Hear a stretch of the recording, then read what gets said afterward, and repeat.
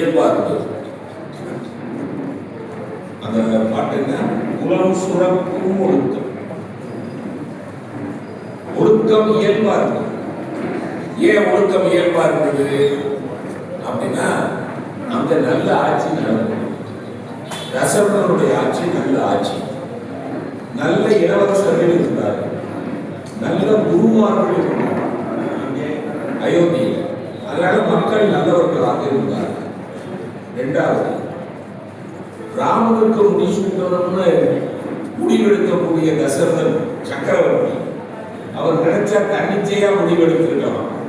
ஆனா தன்னிச்சையா முடிவெடுக்காம மந்திர ஆலோசனை சபையை கூட்டி மந்திரிமார்களோட கலந்து ஆலோசித்து ஒரு முடிவெடுக்கிறார். அதாவது முடியாட்சியும் மக்களாட்சி கூறு நம்ம இருக்குதா இல்லையா? முடியாட்சி தசரதன் ஆர்பிட்டரியா தன்னிச்சையா ஒரு முடிவு எடுத்துக்கலாமா இல்லையா? எனக்கு பிறகு ராமன் தாயா ராஜா அப்படின்னு தசரதன் சொன்னா மக்கள் வேணாம்னு சொல்ல போறாங்க, எதிர்த்து வைக்க போறாங்களா? இல்ல. ஆனாலும் எல்லா மந்திரிகளையும் கூப்பிட்டு என்ன நினைக்கிறீங்கன்னு கேட்கிறாரு பாருங்க. அந்த நல்லாட்சி பொறுப்பு இருக்குது. சரி, வாரிசுகள் அடுத்த ஆட்சிக்கு வரக்கூடாதா? இப்போ வாரிசு அரசியல் வாரிசுகள் அப்பொழுது பிறகு ஆட்சிக்கு வரக்கூடாதா? வரலாம். ராமனை மாதிரி வாரிசுகளாக இருந்தால் வரலாம். ராமன் மாதிரி வாரிசு வரக்கூடாது. மக்கள் ராமனுக்கு முடிசூட்ட போகிறார் என்று தெரிந்தவுடன் தங்கள் தலைகளில் முடிசூட்டப்பட்டதை போல மகிழ்ந்தார்கள். நல்ல மக்கள், நல்ல அரசு, நல்ல இளவரசர்கள், நல்ல குருமார்கள். தன் மகனை காட்டுக்கு அனுப்பிய கைகேயியை ஒரு வார்த்தை கூட கோசலை பழிச்சு பேசல.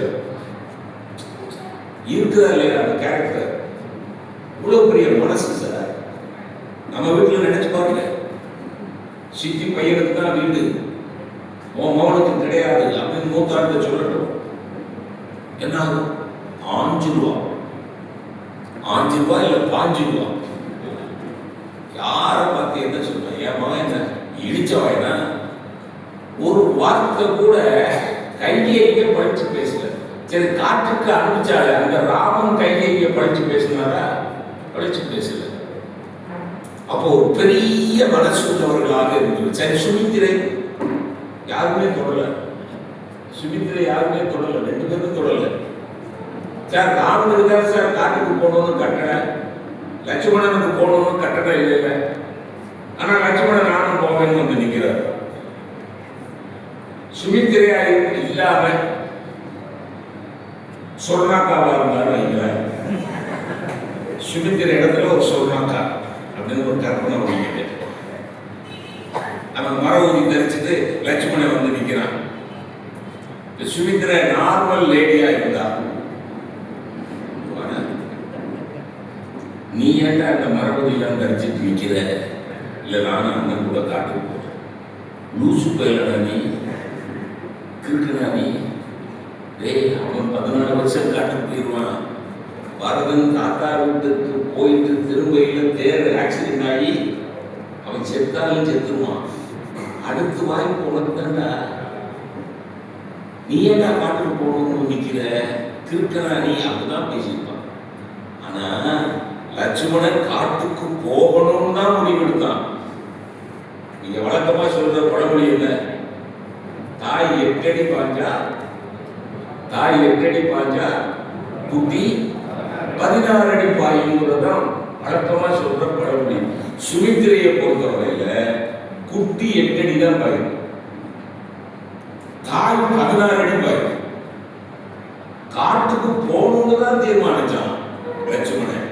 ஆனா சுமித்திர பெத்த வயிறு சார், பெத்த வயிறு. என் முள்ளக்கா அவன் ஜனநாயகம் சினிமா பார்க்க போறேன்னு சொன்னான். போயிட்டு வாங்கன்னு சொல்றது, காட்டுக்கு போறேன் அப்படின்னா.